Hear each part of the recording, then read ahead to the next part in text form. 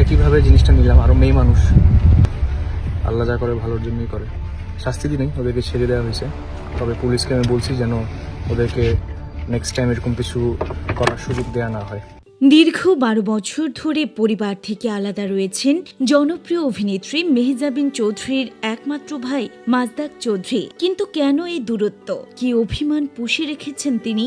এই প্রশ্ন এখন ঘোরপাক খাচ্ছে ভক্তদের মনে।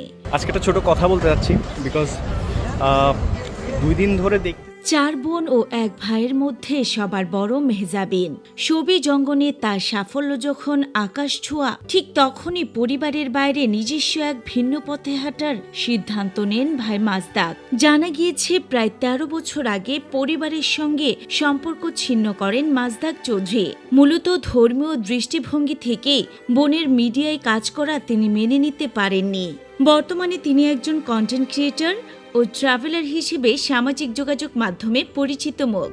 বাইক নিয়ে দেশ বিদেশে ঘুরে বেড়ান, নিজের উপার্জনে জীবন চালান তিনি। তার বিশ্বাস, হালাল পথে উপার্জনই জীবনের একমাত্র সঠিক পথ।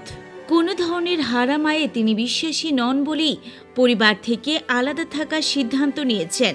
গত বছরের ফেব্রুয়ারিতে ভালোবাসা দিবসে ঢাকার বসুন্ধরা আবাসিক এলাকায় বিয়ে সম্পন্ন হয় মেহজাবিন ও রাজীবের। পরিবার পরিজন সবার উপস্থিতিতে আয়োজনটি জমকানো হলেও সেখানে দেখা যায়নি তার একমাত্র ভাইকে। আর এতেই শুরু হয়েছে জোর আলোচনা ও সমালোচনা। তবে সম্প্রতি অভিনেত্রী মেহজাবিন চৌধুরীকে ঘিরে হযরত শাহজালাল আন্তর্জাতিক বিমানবন্দরে ঘটে যাওয়া একটি ঘটনা নতুন করে আলোচনা এসেছে মেহজাবিনের পরিবার। বিদেশ থেকে ফেরার সময় মেহজাবিন ও তার স্বামী রাজীবের কাছে 14 বোতল লাল পানি পাওয়ার পরও কোনো আইনি ব্যবস্থা ছাড়াই তাকে রহস্যজনকভাবে ছেড়ে দেওয়া হয়েছে বলে অভিযোগ উঠেছে কাস্টমস কর্তৃপক্ষের বিরুদ্ধে।